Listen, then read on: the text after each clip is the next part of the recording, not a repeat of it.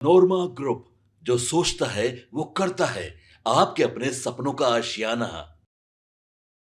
नमस्कार, आप देख रहे हैं भारत लाइव और मैं हूं आपके साथ कनिका। आपको बता दें, लगातार चिराग पासवान को लेकर चर्चाएं चल रही है। चिराग पासवान ने ऐसा ऐलान कर दिया है कि वो 243 सीटों पर चुनाव लड़ेंगे। सभी रैलियों में उन्होंने बोला है कि 243 सीटों पर चुनाव लड़ेंगे। गठबंधन में चुनाव लड़ने की बात कही है, लेकिन मामला आखिर क्या है ये जानने की कोशिश करेंगे हम। क्या कहीं कुछ पेच फंसा हुआ है? ये तो बाबा के पास ऐसा इनपुट आया है कि हाँ, पेच फंसा हुआ है। अगर जेडीयू के साथ ये पेच फंसा हुआ है, अगर बीजेपी के साथ होता, जेडीयू के साथ भी अगर पेच फंसा हुआ है तो जेडीयू में वो क्लियर हो जाएगा, लेकिन जो बीजेपी में हुआ है वो उसकी क्लियर होने के चांसेस नहीं लग रही है। 243 सीटों पर चुनाव लड़ने की बात कर रहे हैं चिराग पासवान। कौन सी सीटों पर पेच फंसा हुआ है ये आज हम जानेंगे। हमारे साथ बाबा मौजूद है, बाबा से जानना चाहेंगे। बाबा, सबसे पहले आपसे पूछना चाहेंगे कि दिनारा जिला जो आपने बताया था, दिनारा जिला रोहतास शाहबाद क्षेत्र में, क्या यहाँ पे पेच फंसा हुआ है? देखिए कनिका, हम लगातार जो बातें बता रहे हैं, हमने जी। प्रधानमंत्री नरेंद्र मोदी का जो कार्यक्रम 2 दिवसीय हुआ था पटना में, उन्होंने मार्च पास्ट किया था, रोड शो किया था, और उसके बाद वो जब गए थे रोहतास कैमूर में भाषण देने के सासाराम में, तो वहां जाने के बाद कई तरह की बातें सामने आई थी, कई तरह की चीजें सामने आई थी, और उससे साफ साफ नजर आया था कि कुछ तो है जिसकी पर्देदारी है। और इसी पर्देदारी को लेकर के जो परिस्थितियां बनी थी वो साफ साफ इशारा कर रही थी कि कहीं ना कहीं भारतीय जनता पार्टी और लोक जनशक्ति पार्टी के बीच में जो पेच फंसा हुआ है वो कहीं ना कहीं इस बात की तरफ इशारा कर रहा है कि चिराग पासवान, कुछ ऐसी सीटें हैं जिस पर वो कोई समझौता करने के मूड में नहीं है। 2020 में भी उन सीटों पर उनका प्रदर्शन बेहतर हुआ था, और वो खास करके उन सीटों पर तैयारी भी कर रहे हैं। इसमें से ज्यादातर वो सीटें हैं जिन सीटों पर भारतीय जनता पार्टी या तो कई बार लड़ करके हार चुकी है, या फिर भारतीय जनता पार्टी कुछ सीटों पर अपनी दावेदारी कर रही है। इनमें से सबसे बड़ी सीट है, कुछ ऐसी सीटें भी इसमें शामिल हैं जिसमें अभी जी। वर्तमान में भारतीय जनता पार्टी के विधायक हैं, लेकिन उन विधायक का परफॉर्मेंस के आधार पर चिराग पासवान का जो सर्वे टीम है उसको ऐसा लगता है, या फिर जो सर्वे अब तक हमारे पास भी आया है, या फिर भारतीय जनता पार्टी ने कराया है, एनडीए गठबंधन ने संयुक्त रूप से जो कराया है, उसके आधार पर जो सीटें भारतीय जनता पार्टी के पास तो हैं, लेकिन भारतीय जनता पार्टी उन पर अपना दावेदारी नहीं कर पाई है। दिनारा की वैसी ही सीट है। दिनारा की सीट पर आपको पता होगा कि पिछली बार 2020 के चुनाव में भारतीय जनता पार्टी के तरफ से जनता दल यूनाइटेड ने चुनाव लड़ी थी। चूंकि आपको पता है कि एनडीए गठबंधन में नीतीश कुमार भारतीय जनता पार्टी थे, वीआईपी थी, और हिंदुस्तानी आवाम पार्टी थी, तब चिराग पासवान अलग लड़ रहे थे। तो भारतीय जनता पार्टी के ही बहुत वरिष्ठ और पुराने नेता राजेंद्र सिंह लोक जनशक्ति पार्टी से चुनाव लड़े थे, और जनता दल यूनाइटेड जो एनडीए गठबंधन के साथ, जिस पर भारतीय जनता पार्टी भी मेहनत कर रही थी, वो तीसरे नंबर पर फेंका गए थे, और ऐसा फेंकाए थे कि उनको वोट इतना कम आया था कि जिसका अंदाजा आप नहीं लगा सकती हैं। वहां पर जीत राष्ट्रीय जनता दल की हुई थी, विजय मंडल जीत करके आए थे, और राजेंद्र सिंह लोक जनशक्ति पार्टी से लड़े थे, दूसरे नंबर पर रहे थे। तो ऐसी स्थिति में चिराग पासवान का नैतिक दबाव बन जाता है कि वो इस सीट को चुनाव के लिए अपने पाले में रखें, क्योंकि जब उनको कोई सपोर्ट नहीं था, अकेले दम पर लड़े थे, तब उनके पास दूसरे नंबर पर, और ये इस पे यहाँ 40,000 से ज्यादा उनको वोट भी आया था। ऐसी स्थिति में इस सीट पर उनकी दावेदारी पहली बनती है। हालांकि 2015 में यहाँ से जदयू जीती थी, और राजेंद्र सिंह भारतीय जनता पार्टी के थे, वो हार गए थे। नीतीश कुमार का और लालू प्रसाद तब 2015 में एक साथ थे। 2010 में जय कुमार सिंह ही जीत करके आए थे, और दोनों बार ही जीत करके वो मंत्री भी बने थे। राष्ट्रीय जनता दल यहाँ से हारी थी, लेकिन 2020 में चिराग पासवान की दावेदारी यहाँ मजबूत थी। अब वो 2025 में भी चाहते हैं कि वो इस सीट पर एक बार फिर से एनडीए को जीत दिलाएं, और उसके लिए ये सीट वो चाहते हैं। अच्छा, अब दूसरी सीट की ओर चले तो दूसरी सीट है फतुहा पटना जिला। इस पर आप क्या कहना चाहेंगे? फतुहा बताने से पहले मैं आपको बता दूं कि दिनारा की सीट जो है, दिनारा की सीट में एक और बात जो मैं कहना भूल गया था, वो ये था कि दिनारा की सीट पर भारतीय जनता पार्टी के पास भी कई नए चेहरे हैं। इसमें राजेंद्र सिंह मेहनत तो कर ही रहे हैं, लेकिन उसके अलावा भी कई चेहरे हैं जिसमें सीधे सीधे नजर आ रहा है कि जो वहाँ पुराना एक रहा है दिनारा में जगतानंद सिंह के परिवार का, वो वहां वर्चस्व बना हुआ है। दूसरी तरफ आपने जब जो बात किया फतुहा की सीट की, तो फतुहा की सीट भी कभी भी एनडीए गठबंधन जीत नहीं पाया है। पिछले 3 चुनाव का अगर हम रिकॉर्ड देखें तो यहाँ से राष्ट्रीय जनता दल जीतता आ रहा है। भारतीय जनता पार्टी खूब प्रयास करती है, खूब दम लगाती है, तो सेकंड नंबर पे आती है। लेकिन उसमें भी 2015 में लोक जनशक्ति पार्टी दूसरे नंबर पे आई थी, और लगातार यहाँ से तैयारी जो है वो चल रही है। आपको मैंने पहले ही बताया था और मैं लगातार खबरों में बता रहा हूँ कि चिराग पासवान का इस बार जो चुनाव लड़ने का तरीका है वो हर जिले में सीटों तो लड़ना चाहते हैं, लेकिन खास करके राजधानी के इर्द गिर्द और शाहाबाद के क्षेत्र में, मगध के क्षेत्र में वो अपना वर्चस्व बनाने के लिए अधिक सीटों पर चुनाव लड़ना चाहते हैं। लेकिन राजधानी की भी कुछ सीटों पे उनकी नज़र है, जिसमें फतुहा की सीट है और फतुहा में उनको एक ऐसा उम्मीदवार भी मिल गया है जो यादव समाज से भी आता है। और साथ साथ इतना ही नहीं, इसके अलावे एक बहुत महत्वपूर्ण बात यह है कि वो चाहता है कि चिराग पासवान मुख्यमंत्री की कुर्सी पर बैठे। ऐसे कई युवा हैं जो लगातार प्रयास कर रहे हैं और अपनी तैयारी कर रहे हैं। तो ऐसे में फतुहा की सीट भी बहुत ज़्यादा इंपॉर्टेंट हो गई है। लेकिन फतुहा के साथ साथ एक और सीट है पालीगंज की, जिस सीट पर भी उनकी दावेदारी हो सकती है। पालीगंज में भी पिछले बार भी चुनाव लड़े थे और पालीगंज की सीट भी भारतीय जनता पार्टी हारती आ रही है। तो ऐसे में सीपीआई-एमएल से छीनना भी उनका एक मकसद है। तो पालीगंज और फतुहा ये दो सीटें हैं जो पटना जिले की काफी महत्वपूर्ण है, जिस पर वो चुनाव लड़ने की तैयारी करें। लेकिन फतुहा उनकी फर्स्ट प्रायोरिटी में शामिल है, जिसको वो हर हाल में लड़ना चाहेंगे और अपने पाले में रखना चाहेंगे। अब तीसरी सीट की ओर बढ़े तो तीसरा सीट है जमुई जिला। तो इसमें क्या अभी क्या फिलहाल का जो भी है क्या चल रहा है इसमें जमुई सीट में? देखिए कनिका, सबसे बड़ी बात है कि जमुई सीट आप समझ सकते हैं कि दो चुनाव यहाँ से लगातार जीत करके आए हैं जमुई में। आपको पता ही है कि चिराग पासवान तीसरी बार उन्होंने अपनी ही पार्टी के अपने जो रिलेटिव हैं, उनके जीजा हैं, उनको वहां से चुनाव लड़ाया था, अरुण भारती को। देख कहने में तो उनके वो जीजा हैं, लेकिन जिस तरह से वो काम कर रहे हैं जमुई में, उसे देख करके आपको लगेगा कि ऐसा लगता है कि वो कई बार से जमुई जीतते आ रहे हैं और जमुई को उनसे बेहतर कोई नहीं समझता है। माना जाता है कि जमुई चिराग पासवान की पारंपरिक लोकसभा सीट रही है, क्या विधानसभा स्तर पर भी उन्हें उसी आधार पर सीट मिलनी चाहिए? नहीं, बिल्कुल, ये वो कारण है जहां लगातार आपने देखा होगा कि विकास के कार्य जो कर रहे हैं लगातार, चाहे चिराग पासवान करते आ रहे हैं पिछले दो चुनाव से, 2014 से लेकर के लगातार, या फिर एक साल से लगातार अरुण भारती कर रहे हैं। इसमें जो जमुई की सांसद हैं उनके साथ उनका सामंजस्य ठीक से बैठ नहीं पा रहा है, जिससे विकास का कार्य जो है अवरुद्ध हो रहा है। ऐसी सूचनाएं लगातार आपने अखबारों में भी देखा होगा, मीडिया चैनलों में भी आ रहा होगा। और श्रेयसी सिंह को लेकर के ये भी कहा जाता है कि वो अपने क्षेत्र में नहीं रहती हैं।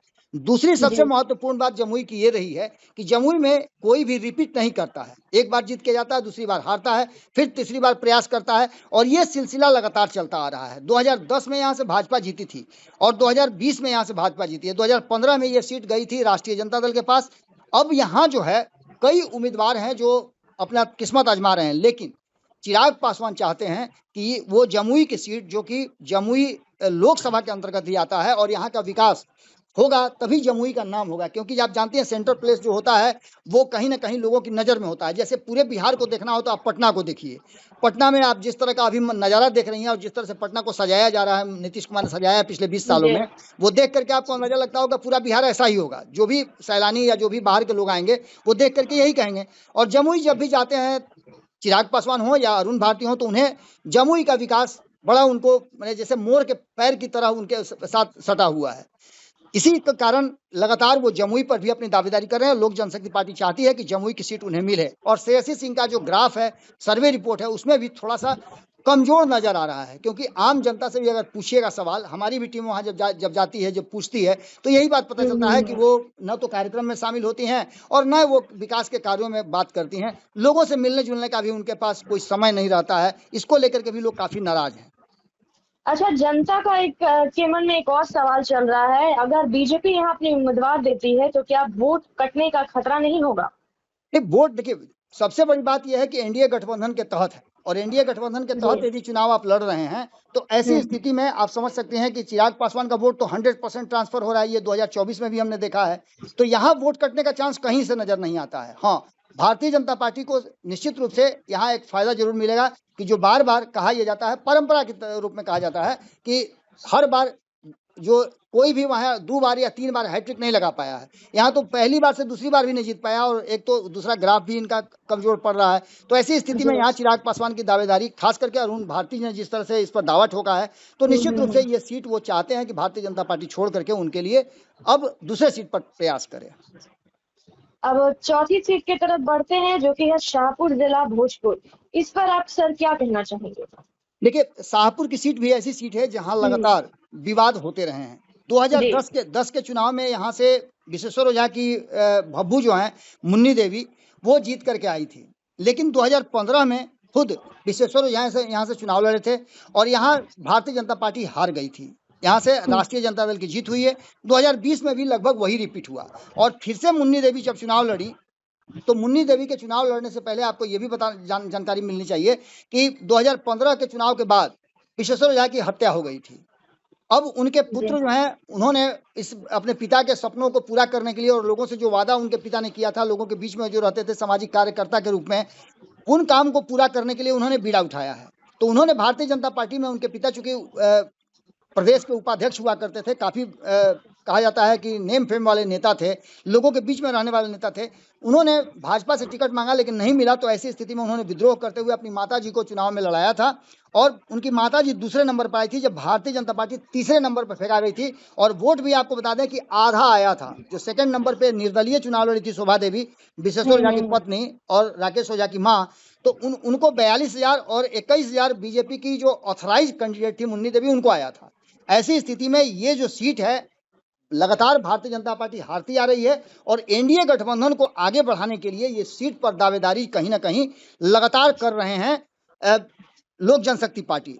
ये चिराग पासवान का मानना है कि जो शाहाबाद क्षेत्र में जो सीटें हार रही है एनडीए गठबंधन, उन सीटों में से एक शाहपुर की सीट भी है और ये सीट उन्हें मिल जाती है तो इसके लिए उनके पास उपयुक्त उम्मीदवार भी है और यहाँ वो अपनी जीत दर्ज करने के लिए पूरी ताकत लगा देंगे। तो ऐसी अच्छा, स्थिति यहाँ पे एक सवाल ये भी उठता है बाबा कि शाहपुर सीट को लेकर चिराग पासवान और भाजपा के बीच क्या खींचतान का असर स्थानीय विकास पर पड़ेगा? बिल्कुल बिल्कुल, ये आप समझिए कि बार बार जो चर्चाएं हो रही हैं वो इसी बात को लेकर के हो रही है। चिराग पासवान का कहना यह है कि हम अलग अलग पार्टी तो हैं, हमारी आइडेंटिटी अलग अलग है, हम अलग अलग निशान पे लड़ेंगे, लेकिन हमारा मकसद होना चाहिए कि 243 सीटों में से 225 सीट हम जीत करके आए। उसके लिए हमें ये नहीं देखना होगा कि कौन कितनी सीटों पे चुनाव लड़ रहा है और किस तरह से लड़ रहा है। जो जहां मजबूत है उसे वो मिलनी चाहिए। और जिन सीटों पे आप लगातार हारते आ रहे हैं या आपके कैंडिडेट जो वर्तमान विधायक हैं उनकी छवि उस तरह की नहीं है, लोग उनको पसंद नहीं कर रहे हैं, वो बदलना चाहते हैं, तो क्यों नहीं आप दूसरा हार जाएं। उससे अच्छा है कि आप दूसरे अपने साथी दलों को दे दें। और इसी स्ट्रेटजी के तहत चिराग पासवान इन सीटों पर दावेदारी कर रहे हैं। हालांकि ये सीटें 1 दर्जन से ज्यादा हैं, लेकिन 6 सीटें 7 सीटें जो हम बता रहे हैं वो काफी इंपॉर्टेंट महत्वपूर्ण सीट है जिस पर वो किसी तरह का समझौता नहीं करना चाहते हैं। इसमें जमुई की बात हमने कही, जमुई की बात करने के बाद हमने आपको दिनारा की बात कही, दिनारा की बात करने के बाद हमने शाहपुर की बात की, हमने फतुहा की बात की, हमने पालीगंज की बात किया। इसके अलावा अभी और कई सीटें हैं जो आपको जानकारी में है। अब इसके बाद बात करते हैं 5वीं सीट जो कि पालीगंज है। पालीगंज जैसी सीट पर भाजपा और एलजेपी के बीच टकराव का असली कारण क्या है? जातीय समीकरण, जमीन पर पकड़ या फिर प्रतिष्ठा? इस पर क्या कहना चाहेंगे आप? देखिए, इसमें भी आप जब पालीगंज की सीट की बात करती हैं तो पालीगंज की सीट के साथ साथ आप तरारी की सीट भी जोड़ सकती हैं। पालीगंज, चूंकि तरारी की सीट उपचुनाव में भारतीय जनता पार्टी जीत करके आई है, जबकि आपको बता दें कि 2020 में ये चुनाव हार गई थी, यहाँ से सीपीआईएमएल जीती थी। तो ऐसी स्थिति में एक बात तो साफ साफ नजर आ रही है कि कहीं ना कहीं जो वर्तमान परिस्थिति बनी है उसमें तरारी और पालीगंज को एक साथ आप देखिए। तरारी की सीट चूंकि ये पड़ता है शाहाबाद के क्षेत्र में और पालीगंज की सीट पटना से सटा हुआ है। मैंने पहले भी बताया कि पटना जिला की लगभग 20 ऐसी सीटें हैं जिन सीटों में से कम 4 सीटों पे चिराग पासवान की नजर है, जिसमें से एक पालीगंज की सीट भी है। और 2020 में भी वो चुनाव वहां से लड़े थे। 2015 में राष्ट्रीय जनता दल जीत करके आई थी, जयवर्धन यादव वहां से चुनाव लड़े थे और जीते भी थे। भारतीय जनता पार्टी की उषा विद्यार्थी 2010 में जीती थी और उसके बाद 2015 में आरजेडी जीती थी। भारतीय जनता पार्टी की बुरी तरह से हार हुई थी। और इसके बाद 2020 की बात करें तो यहाँ सीपीआईएमएल जीत करके आई थी, संदीप सौरभ जीते थे, जदयू दूसरे नंबर पर थी और यहाँ से लोक जनशक्ति पार्टी की उषा विद्यार्थी जो 2010 में यहाँ से विधायक बनी थी वो जीत करके आई, तीसरे नंबर पर आई। तो ऐसी स्थिति में ये सीट भी लोक जनशक्ति पार्टी के बहुत करीब है और चिराग पासवान चाहते हैं कि यहाँ वो भारतीय जनता पार्टी और एनडीए गठबंधन के लिए, नीतीश कुमार के लिए एक और सीट जीत करके दें। इसके लिए उनके पास उपयुक्त उम्मीदवार भी है। आपने देखा भी होगा कि हाल फिलहाल में ही उनसे मुलाकात भी किसी ने किया है, यादव परिवार से शुभलक्ष्मी यादव ने मुलाकात किया है, तो इस सीट पर भी उनकी नजर है। तो ऐसे में ये सभी सीटें जो करीब 1 दर्जन, आधा दर्जन के आसपास हैं, इन सभी सीटों पे चिराग पासवान की नजर है और इन सीटों पे चुनाव लड़ना चाहते हैं। खास करके जो सीटें हैं वो जीत करके और एनडीए गठबंधन की सरकार बनाने के पक्ष में है। इसीलिए वो बार बार कह रहे हैं कि 243 सीटों पे वो चुनाव लड़ रहे हैं। और वही नहीं, उन्होंने कहा है कि एनडीए घटक दल का हर व्यक्ति, हर उम्मीदवार, हर नेता हर पार्टी 243 सीटों पे चुनाव लड़े, ऐसा हम अपने मन में विश्वास जगा करके और एकजुट होकर के लड़ें। अच्छा, आपके अनुसार इन 5 सीटों पर जो विवाद चल रहा है, क्या ये केवल राजनीतिक दबाव बनाने की रणनीति है या वाकई चिराग पासवान की पार्टी को यहाँ हक मिलना चाहिए? देखिए, एक हद तक आप कह सकते हैं कि ये दबाव की राजनीति भी हो सकती है, जब इसका म्यूचुअल फैसला नहीं होगा।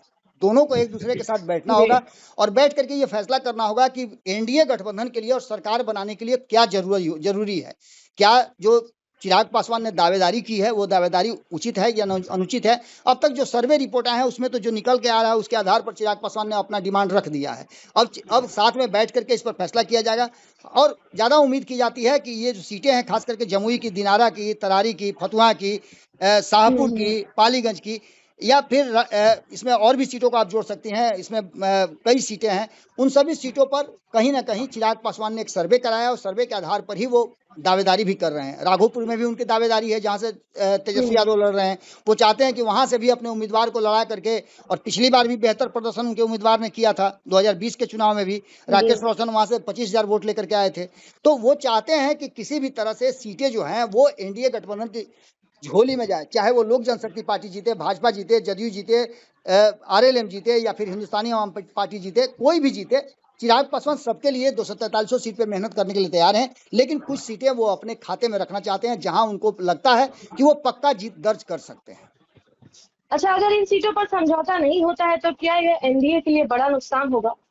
निश्चित रूप से नुकसान तो होगा ही होगा ना। जब सर्वे रिपोर्ट आ गया, सर्वे रिपोर्ट आने के बाद जब ये क्लियर हो गया है कि उम्मीदवार और वर्तमान विधायक थोड़ा कमजोर पड़ रहे हैं या फिर वो सीट लगातार अब हारते आ रहे हैं और उसके बाद भी आप जीत करें कि नहीं वो सीट हम लेंगे, तो निश्चित रूप से चिराग पासवान को भी तकलीफ होगा और एनडीए गठबंधन को भी इससे नुकसान होगा।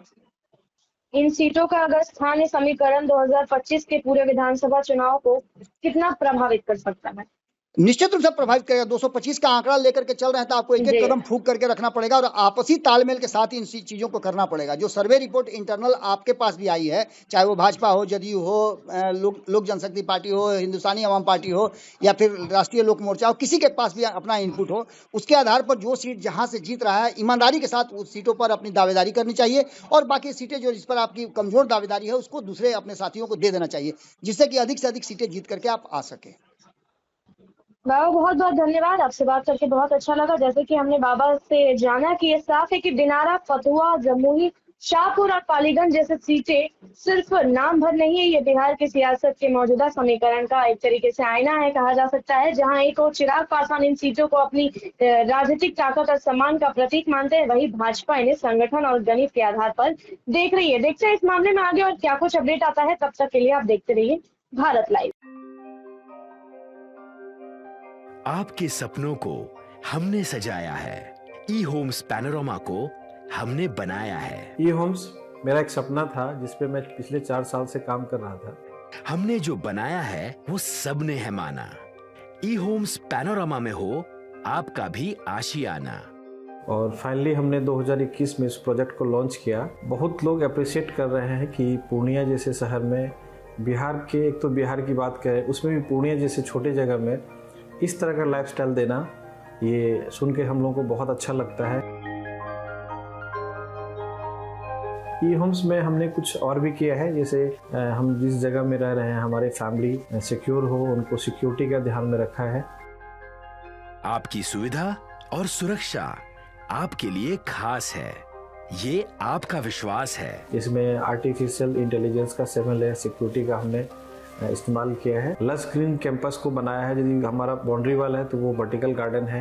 ये जितनी भी फैसिलिटी होता है एक इंटरनेशनल टाउनशिप में ई होम्स है, ये हम लोग विश्वास नहीं कर पा रहे हैं। जो भी हमारे मित्र, दोस्त या जो भी हमारे बाहर के बाहर आते हैं तो हम लोगों को बहुत अच्छा सुनने को मिलता है और बहुत अच्छा क्रेडिट मिल रहा है। वो सारा हमने सिर्फ एक बिल्डिंग नहीं बनाया, हमें एक बहुत अच्छा लाइफस्टाइल दिया ई होम्स में, और मेरा एक सपना था जिसको मैं आज फुलफिल होते हुए देख पा रहा हूँ। ये आपका आवास है। ई होम्स पैनोरमा में अब आपका निवास है। E Homes Panorama, luxurious lifestyle redefined. Panorama group, जो सोचता है वो करता है। अगर ये वीडियो पसंद आई और वह बिहार के राजनीति और बिहारियत से सरोकार रखेनी तो सब्सक्राइब बटन दबा के चैनल के सब्सक्राइब कर ली। ओजे एगो घंटी बा, ओकरा बटन दबा देला से कुल सटीक और मारक खबर रुआ मुफ्त में मिल जाई। अगर रुआ पत्रकारिता के हमनी के नया प्रयोग में सहयोग कर चाहतानी तो ज्वाइन बटन दबा दी। पेटीएम नंबर नोट कर ली 9386816700।